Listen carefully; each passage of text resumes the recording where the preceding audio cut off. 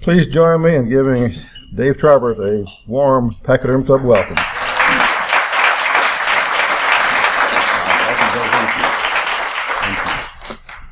Good afternoon, everyone. Thanks, John, for that very generous introduction. Of course, I wrote it, so. Before we get started, I want to do a commercial. There's postcards on your table, which are invitations to a free event next week at Hubbard Hall on the campus of Wichita State. We're bringing to town the world's worst mom. That's what she's been called by media. Lenore Skenazy has been doing a lot of work on free-range parenting, and she got into this because she got in trouble for having the audacity to allow her daughter to go to the park by herself. And so she's going to be talking about how this this growing tendency toward helicopter parenting and its cousin has led to its cousin helicopter governance, and how that reduces our freedom in today's society. So, I mean, she's hilarious, thoughtful. It's a free event, 6 o'clock to 7:30. We do ask that you go to our website, kansaspolicy.org, and click on events to register, just so we know how many people are coming. But we're really excited to have Lenore coming. So you've probably heard over the last few years some people pointing to, not just in Kansas, but kind of actually around the world, saying, look at the Kansas tax experience. This proves that you can't cut taxes. But at the same time, states like North Carolina, Indiana, Tennessee were all successfully cutting taxes. So the real issue is what was different about the Kansas experience.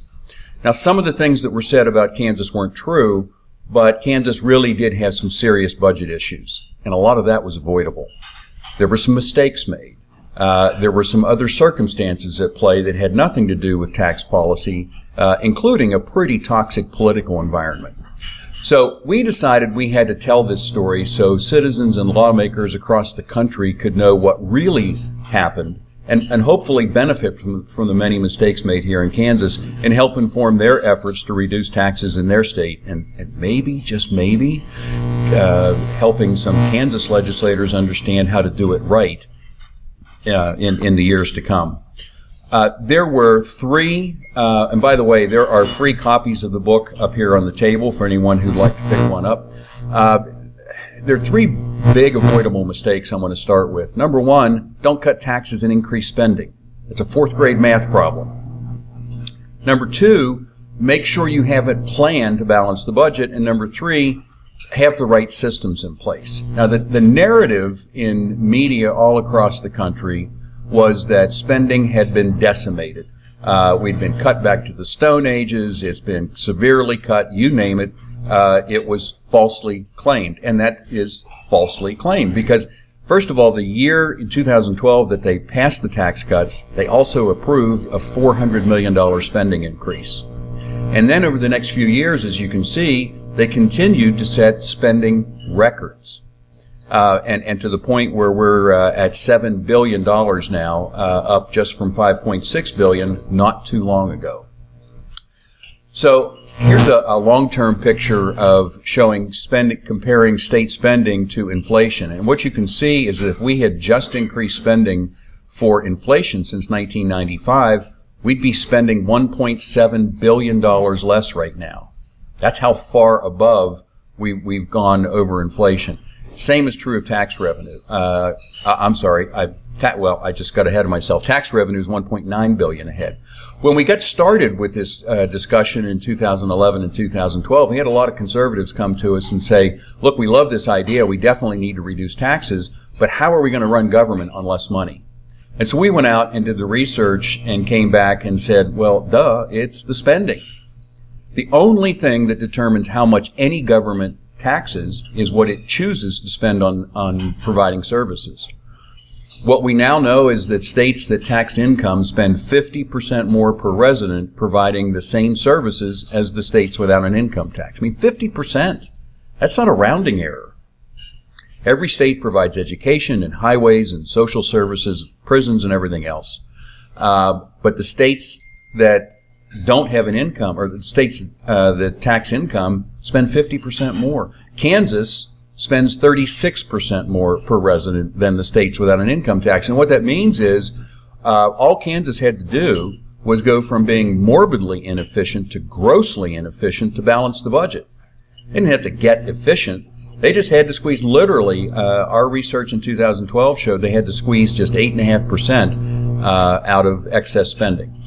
A one-time reduction, or do it a little bit at a time over 2 or 3 years, and that would have allowed us to always have healthy ending balances and allow spending to grow as revenues increased. Well, we not only discovered that the states that spend less tax less, we also found that they also grow more. What you're seeing here is a comparison of the two different kinds of states in Kansas. On the top half is private sector GDP, where you see that the states without an income tax had 129% long-term growth versus 100% for the rest of the country. Kansas was behind at 90%. On private sector jobs, we saw 40% gains over the long-term period for the states without an income tax, just about half the growth, 21%, for the rest of the states and only 12% for Kansas. So let's talk about there not being a plan to balance the budget. At the Governor Brownback's initial proposal was just to increase tax, or to cut taxes by about $350 million over 5 years. It went to the House of Representatives, and what came out of there was $1 billion tax cut over 5 years.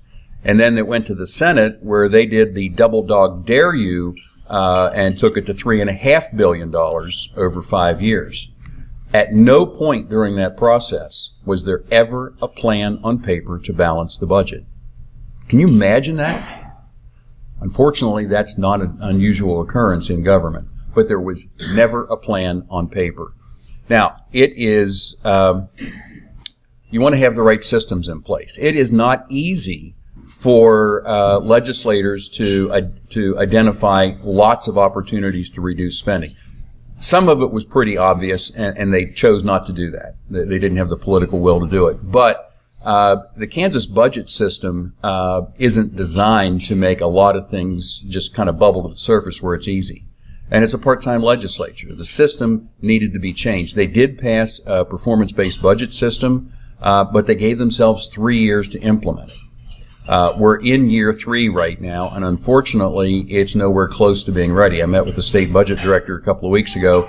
He said it's probably still at least another 2 years away. So we're going to be working on, with the help, actually, we're starting a new Center for Entrepreneurial Government. It's, if you want to get government to think like an entrepreneur, you want to base it on one of the great entrepreneurs in Wichita, and so we're pleased to announce that it's going to be the Sandland Center for Entrepreneurial Government at Kansas Policy Institute. Thank you, Colby. So the Sandland Center is already doing deep dives into state spending, and it's amazing what we're finding. Like, who knew that the state spent $22 million last year hiring employment agencies? $22 million. I mean, and it's crazy. We have it broken down by agencies. So we're looking into a lot of those things. But you have to have the right systems in place. Another system that wasn't in place, well, the system was in place, but it wasn't a reliable one, is the revenue estimating system. Now, you probably heard a lot of media reports about Kansas missing monthly revenue estimates over the years. And they did. What you weren't told was that that's about as common as the wind blowing in Kansas. We did the research in the book and went back 10 years prior and found that it's always been off. And in fact, in many times, it was off by larger margins than during the tax cut years. But we have to have that in place. We have to fix it. And there's some common sense things that can be done to fix it, such as instead of making a revenue estimate in mid-April when you still don't know what everybody has turned in, what their tax returns look like, wait until early May. That proposal was made by the Department of Revenue. The legislature wouldn't even look at it. They couldn't even get a vote in committee. Again, there's just not the political will to do that. So let's talk about some of the big myths that we exposed in the book. First of all, that giant tax cut, that $3.5 billion over 5 years, wasn't ever implemented. Some of it was. But the first thing that Governor Brownback did with the legislature the following year in 2013 was take back some of the tax cut by shaving back how much you could claim in itemized deductions. And then 2 years later, in 2015, when they still hadn't balanced the budget, but they were out of ending balance reserves, they had a giant state sales tax increase and a couple other tax and fee increases along the way. So according to legislative research, just a little over half of the big tax cut was actually put in place. Another big myth we talk about is the theory of tax avoidance. If you remember, there were two big parts to the plan. The first one, and it was the big one, was cutting marginal rates. That was about 70% of the overall tax cut.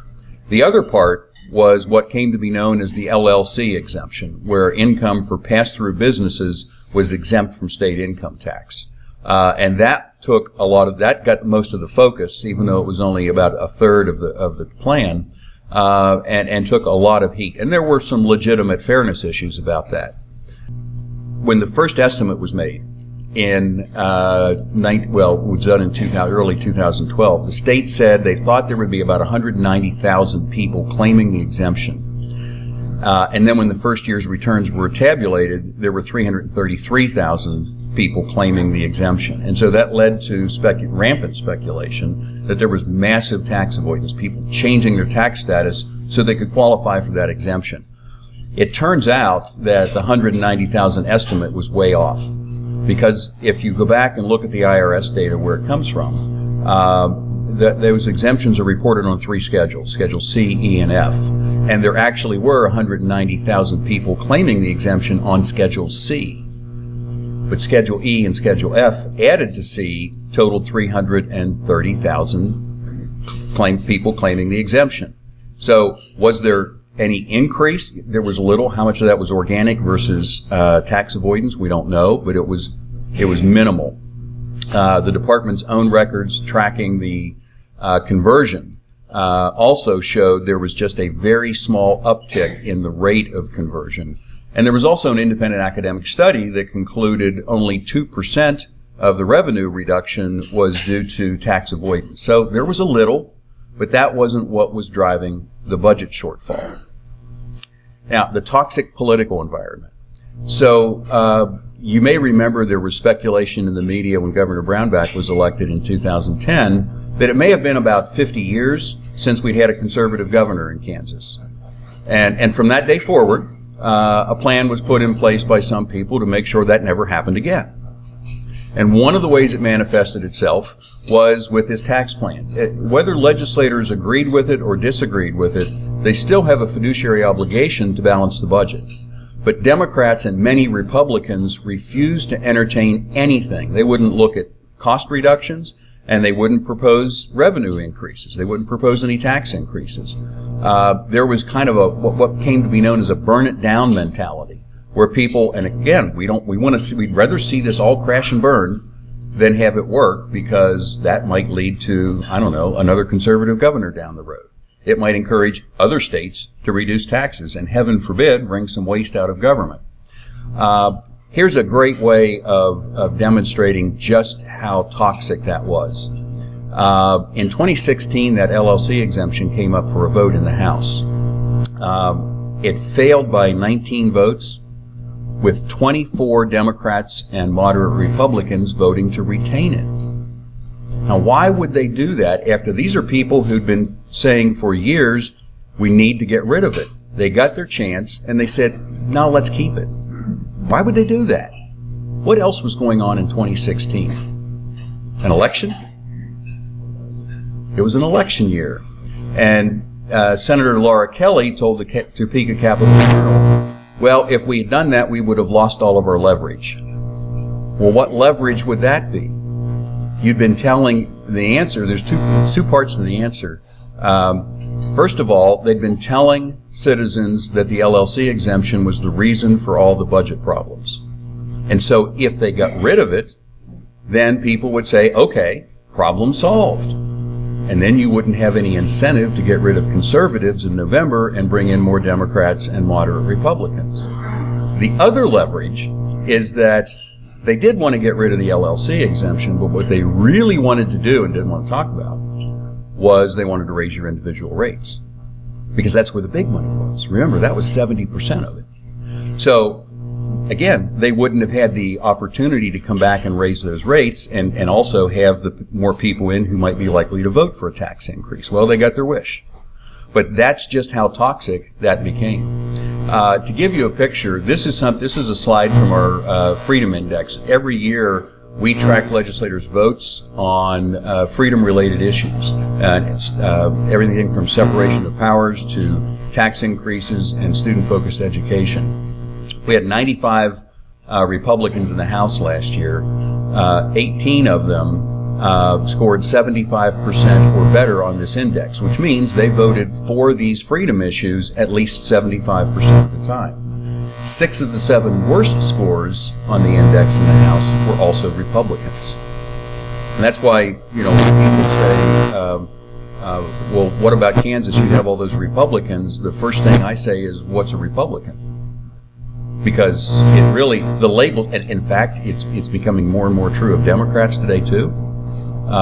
What's a Democrat? Is it an old John F. Kennedy Democrat, or is it the new Democratic Socialist Democrat, or where in between? So, really toxic political environment. There were some other things that went on that had nothing to do with tax policy, but had a major impact on the budget challenges. We all know we're an oil state, and in 2014, the worst possible time, when they were running out of reserves and had a deep hole already, oil prices plummeted. And that resulted in about $200 million of severance tax loss over a couple of years until things started rebounding. And at the same time that happened, farm commodity prices go down. So in 2015 and 16, even though we had just raised the state sales tax, there were a lot of counties in Kansas that had sales tax revenue go backwards because they were hit with the double whammy of the oil and gas area and agriculture. So, to summarize the lessons learned, don't cut taxes and increase spending. Have a plan in place to actually balance the budget, and ideally make it about making government more efficient. Everybody's for that. Get the right systems in place and be careful how you explain things.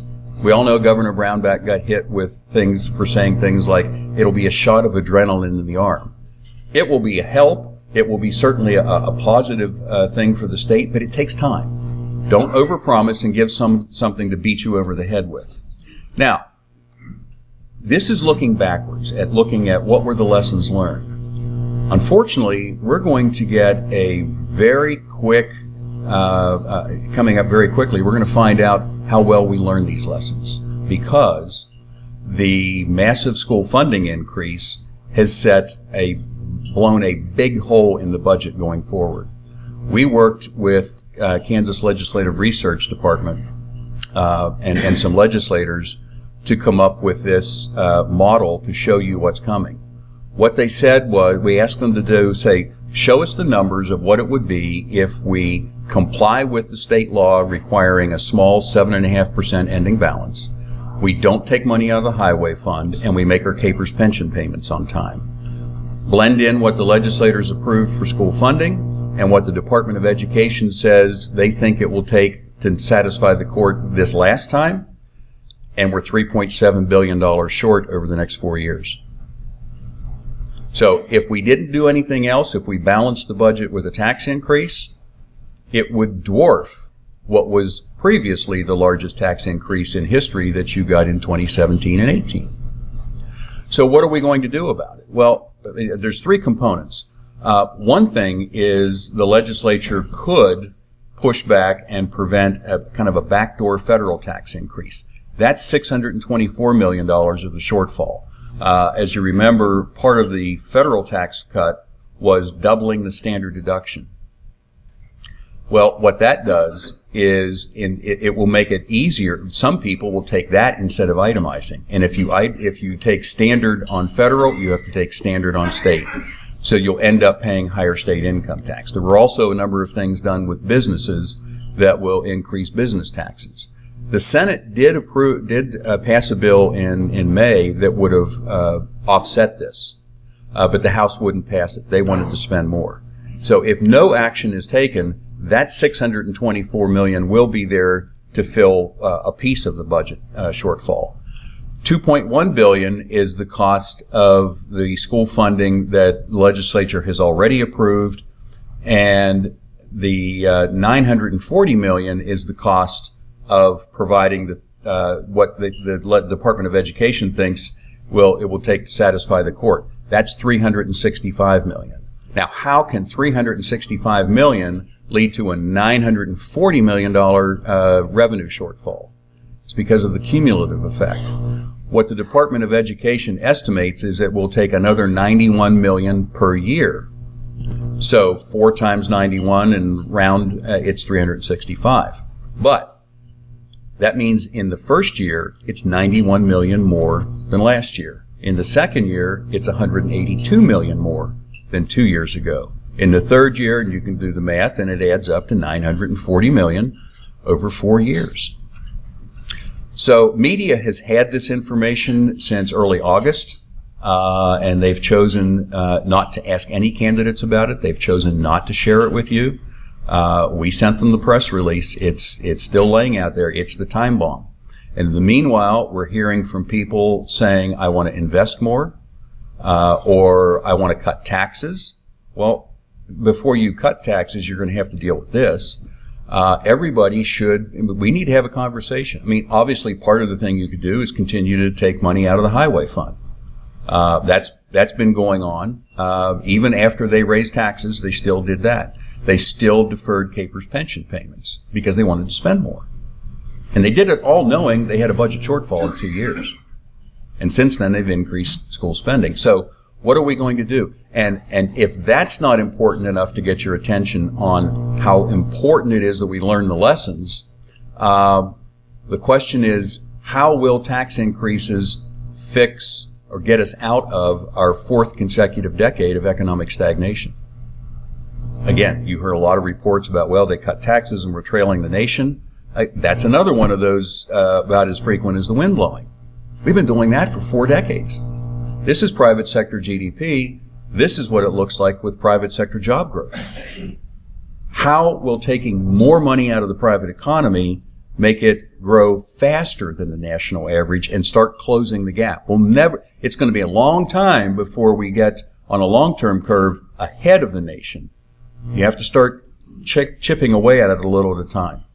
So before I stop for questions, I do want to mention that some of these things we talked about, like that $3.7 billion, we explained that, and a few other critical issues are in our voter issue guide. This is the first time we've published this. We don't endorse or oppose candidates for office, and none of this is intended to do that. But we are allowed to share information with candidates and with voters, and help you make informed decisions. And that's what the purpose of this is. It's on our website. There's some on your table, and there's also more over here with the tax book. So, John, if we're ready, I'd be happy to take some questions.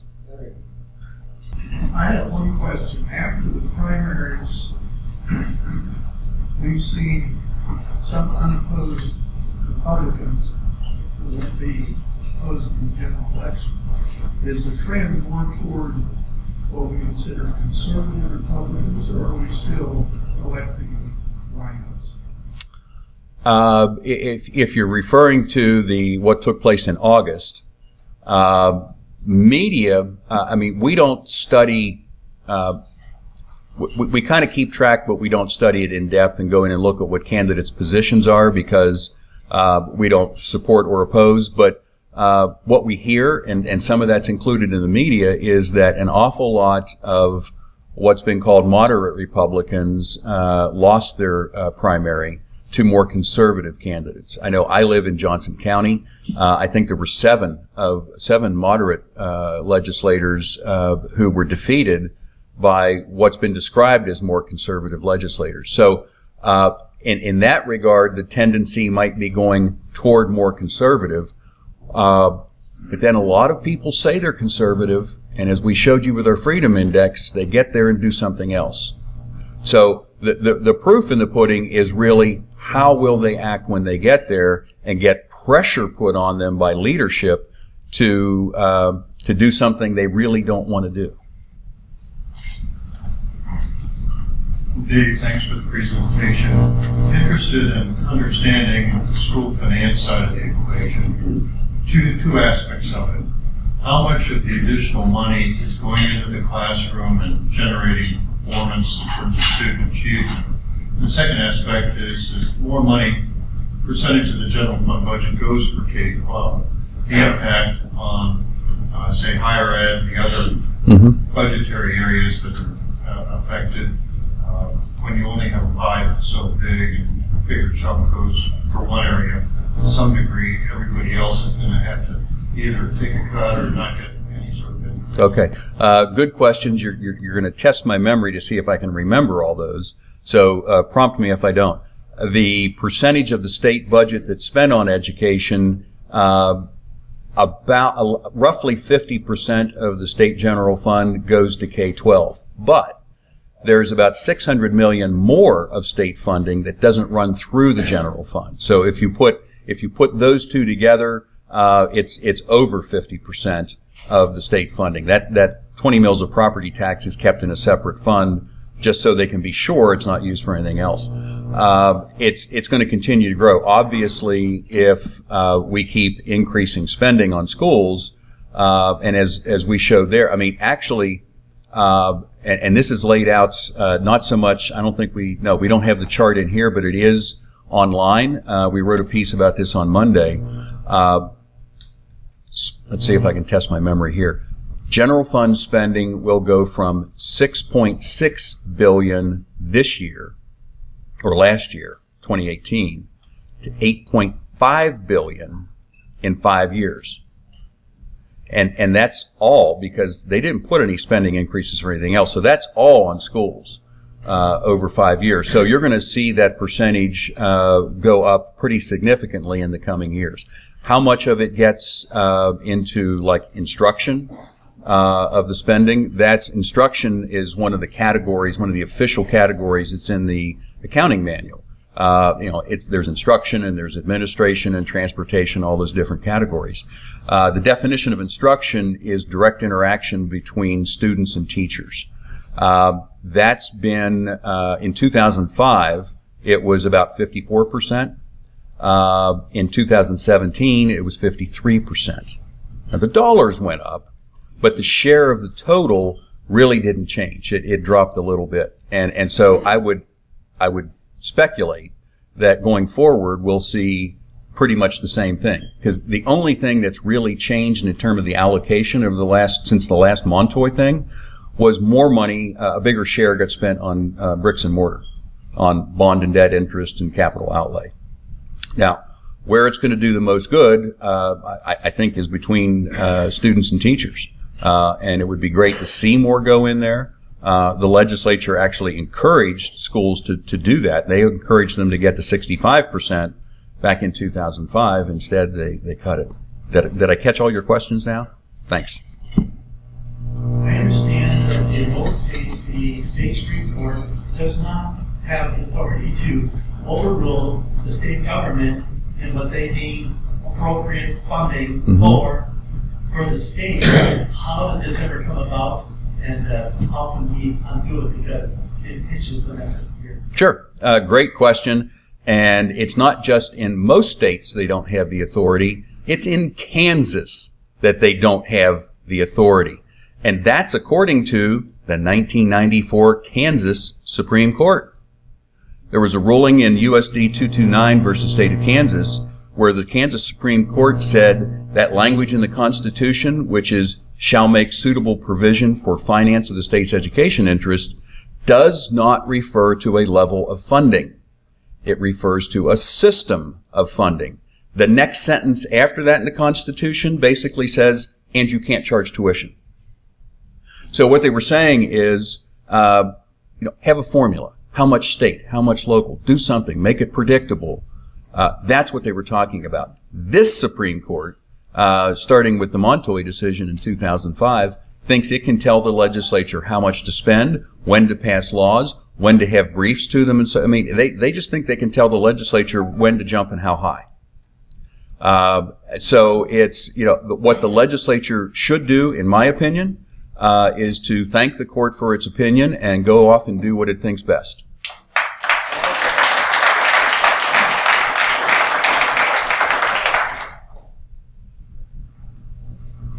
Moving on with the subject of school spending, I understand that Kansas spends about $14,000 per student K-12 education. How does Kansas compare with surrounding states and with the nation as a whole? Okay. We just, you must have been reading our website this morning, because right before we came here, we published the new data from the Department of Education, and last year it was $13,620 per pupil on average. And that set another record. State aid also set a record at a little over $9,000 per pupil. No, it's not $4,000 like some people want you to believe. How that compares nationwide, right now we're about in the middle. How it's going to look in 5 years is going to be dramatically different, because the Department of Education also says, and this is in the story we just published, just with what has been approved and they think will be needed to satisfy the court this next time, in 5 years it will be $16,520. So we'll be one of the higher spending states, not the highest, but we're also not the highest cost of living. But more importantly on the spending is that because the spending doesn't relate in any way to achievement. And that's why we have all these things. That's why we have a school finance formula, because we want to educate kids. There's one of the things we show in the voter issue guide is that over the last 20 years, reading proficiency has gone from 35% to 37%, while we've increased funding by $3.4 billion and way over inflation. The ACT score is exactly what it was 20 years ago. So spending more does not translate into achieving more. And there's example after example that demonstrates that. There's also zero proof. That's, by the way, that's zero. That's not a white supremacy symbol. There is zero proof that spending more money ever caused achievement to change.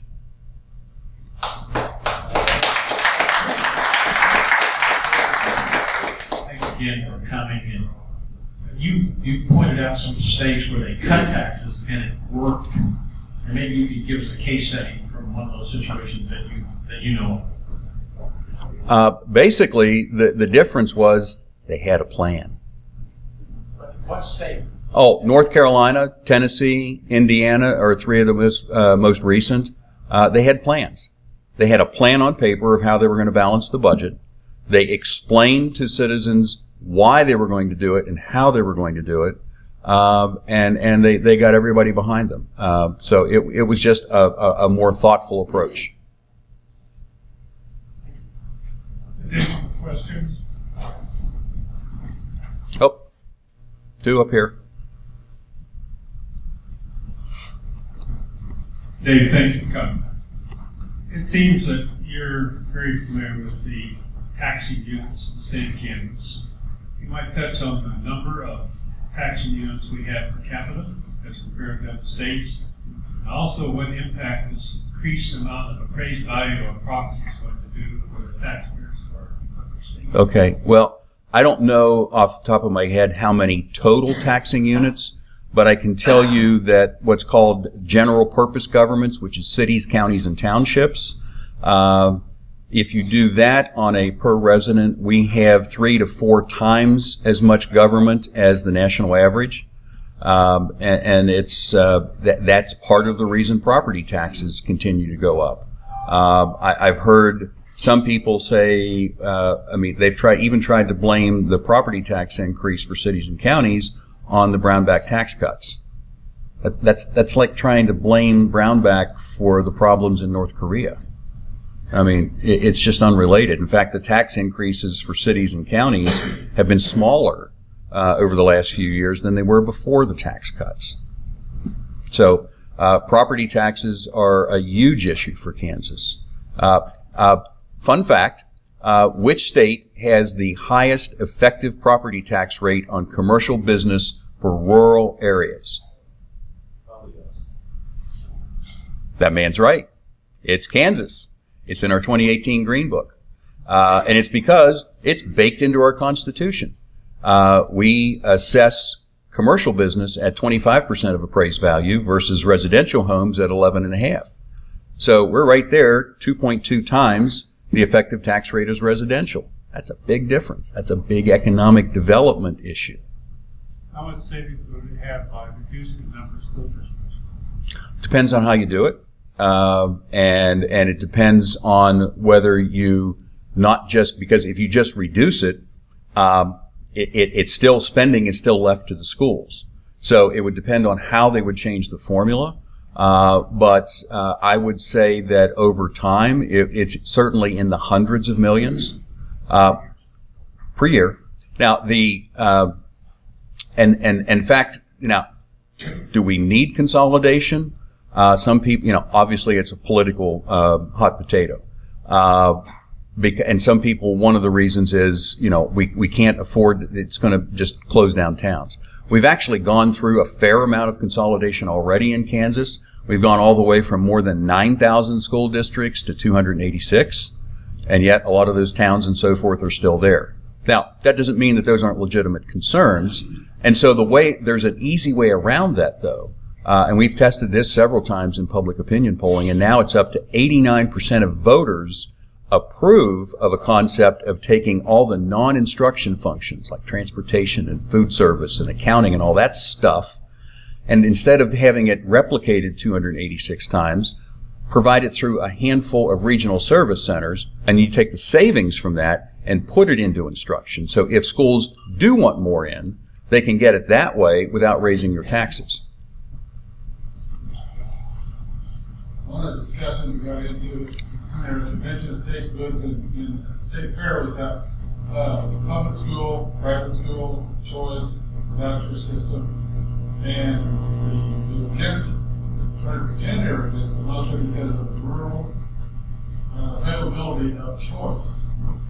So I didn't have any answer for that. But in the rural system where there's no private, there are very few private schools and less choice. Do you have any ideas how vouchers or private school choice would work for rural Kansas? Sure. And it's a great question, and it's true that there's less opportunity in less populated areas than in the larger cities. But part of that is just the supply and demand. There's little incentive in a small, sparsely populated area to try to start a private school if kids aren't allowed to go to it. Unless their parents can afford tuition. And the tuition would be naturally higher if only a handful of kids went. But now if you opened it up and said now people have a choice, you'd probably have more. That said, there are already quite a few, like Catholic schools all around the state. There's also the availability of online learning. There's a lot of different ways that school choice could look.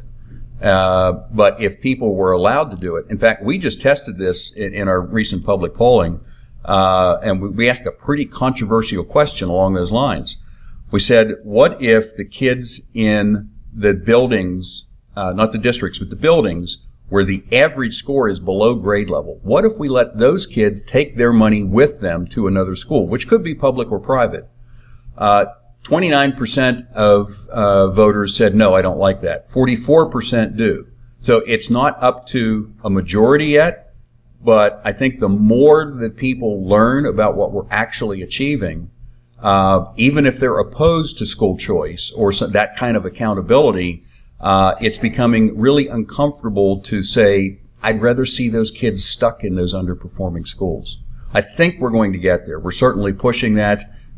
There's a huge percentage of voters who want schools to be held accountable in general, but even that specific, we're up to 44% of voter support. I don't know how applicable this question is on money savings, but county consolidation. I understand Western Kansas, there's counties with 500 population, whatever. How many counties in your chunk could be consolidated? Lori, I know that's a hot potato, but is there a lot of savings in that? I think there would be savings. Obviously, does anybody know why we have 105 counties? How long it takes? It had to be no more than 1 day's ride by horseback to the county seat.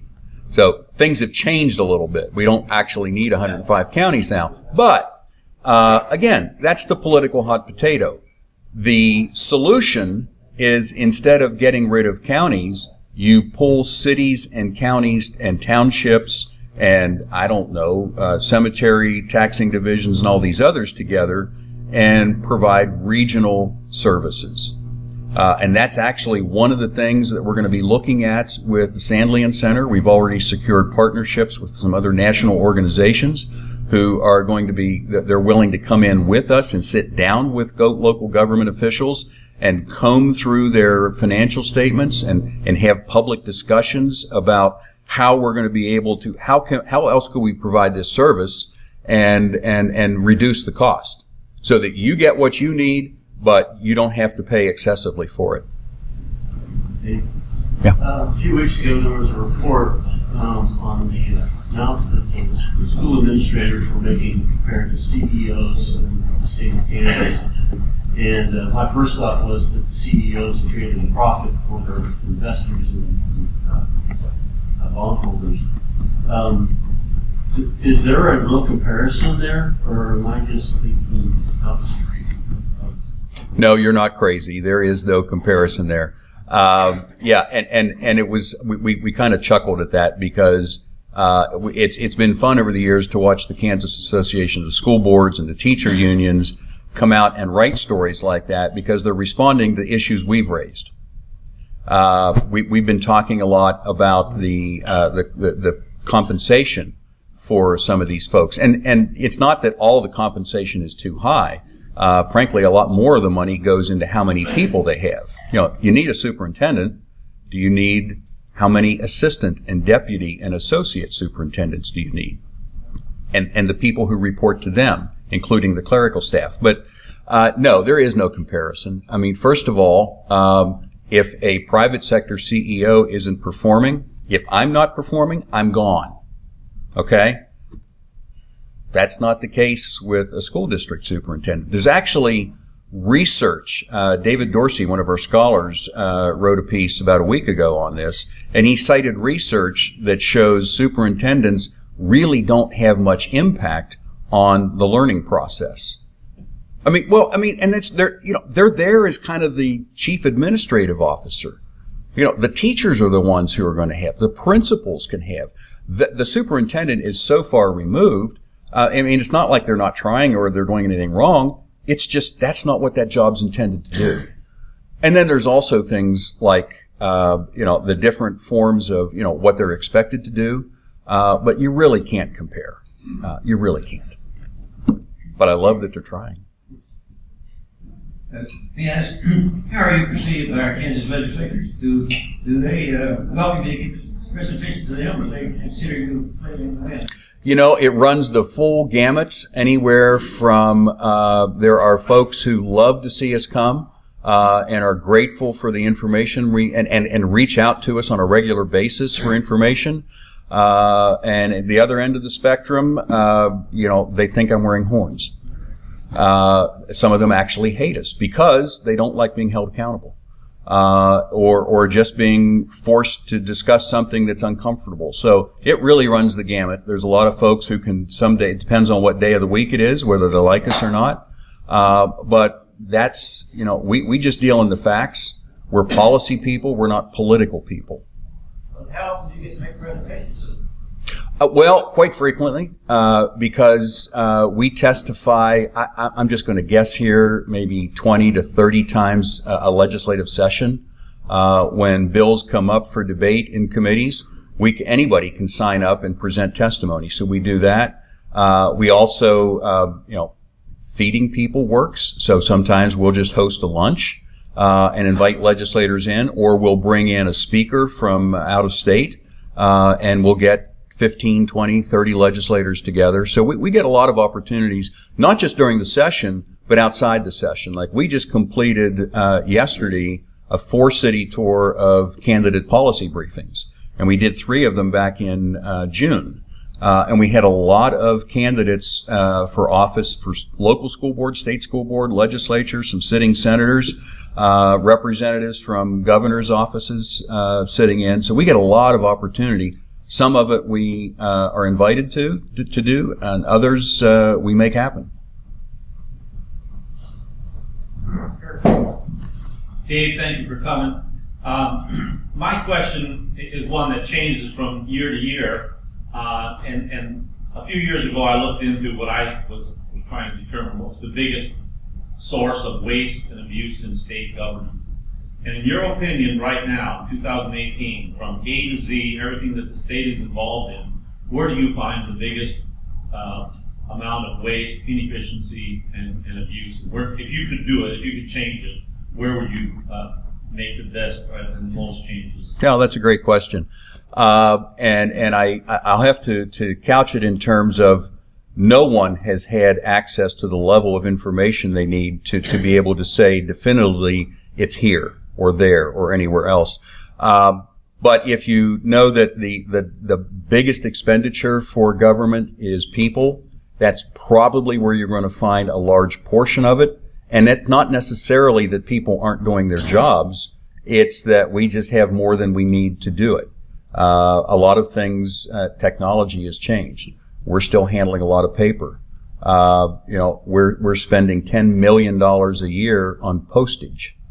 And government gets a break on postage. It's come down a little bit, but how many pieces of mail do we need to handle? And how many people does it take to handle that? So, you really have to dig into a lot. It's probably going to be in people in terms of state governments, per capita employees, state government employees per capita, where, I think it's around 30% above the national average, and that includes university employees.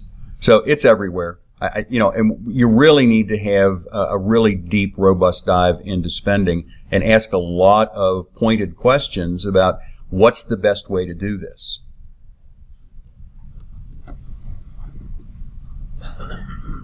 Dave, are you able to get this message out to chambers of commerce? And if you are, what kind of reaction do you get from them?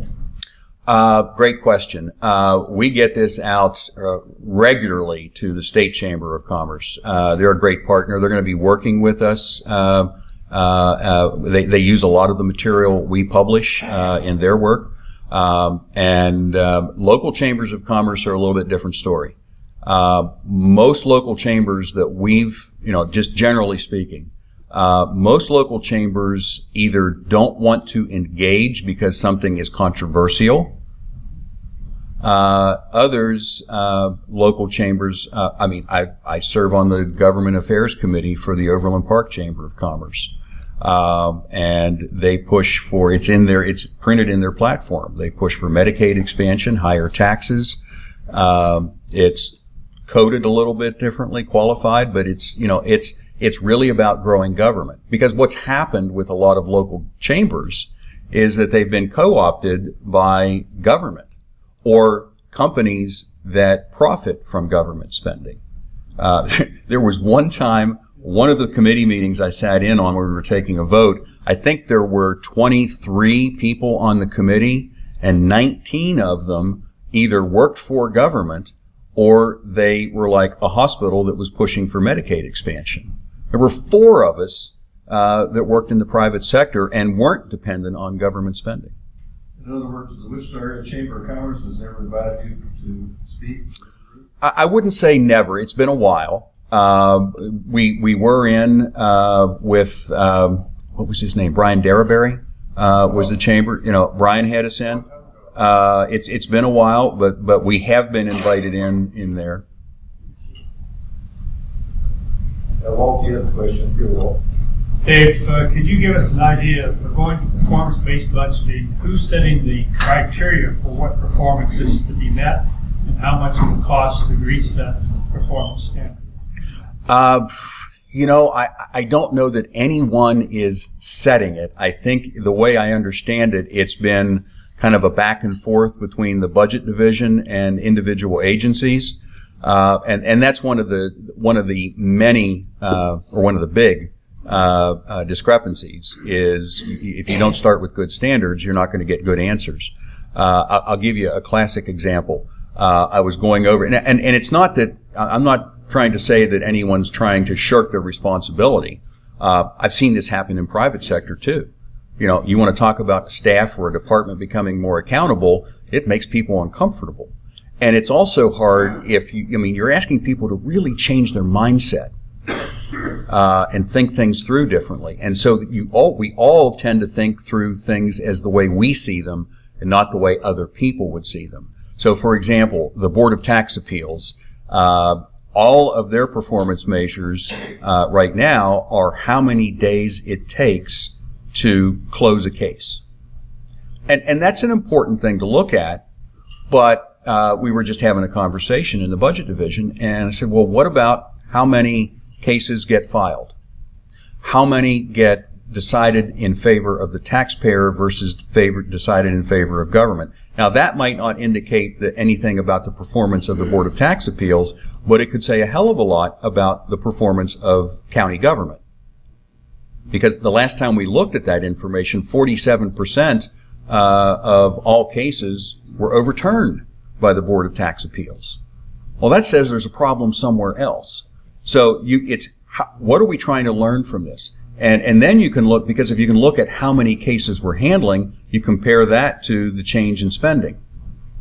If we're getting a lot more cases, it's going to cost more to handle those. But if we're getting fewer cases and costs keep going up, that's a different question. So it's going to take a long time to dig through, are these the right performance issues? And ideally, I'd like to see them bring in some people like from the state chamber, policy people like us and business people, citizens. What do you want to know about how this agency is doing? And let's track it.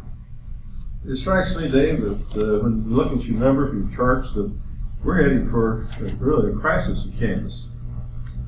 And those lines basically fail into that. What do you recommend for us as private citizens to do to influence this or change it? I would say, yes, we're not only heading for a crisis, we've been on that road for quite a long time. We were talking about the fiscal cliff before it was fashionable in Washington. No kidding. We actually had one policy paper in 2011 that had Thelma and Louise driving the state budget off the cliff. But what we need to do is first start looking, where are we? Let's get an honest understanding, John, of where we are now, whether it's on student achievement or it's job growth, private sector GDP. Where are we? If we're happy with where we are on all of these measures, then you probably want to keep doing what you're doing. But if you're not, what are we going to do differently? And it's not about assessing blame. It's about honestly approaching a problem like an entrepreneur. I have these resources. I have these problems. What do I need to do differently? And have a conversation about it because any kind of change is always going to be uncomfortable. I've seen me sweat change. We're all humans. But we have to understand what's at stake, why we're doing it. Because as soon as you say, I don't want to do that, I want to do that, the question should come back, so are you okay with the 5th consecutive decade of economic stagnation? Are you okay with only 37% of our kids being proficient in reading? If you are, then we understand why you would want to change. I believe we're truly blessed to have Kansas Policy Institute. Thanks, John. Thank Dave Trabert.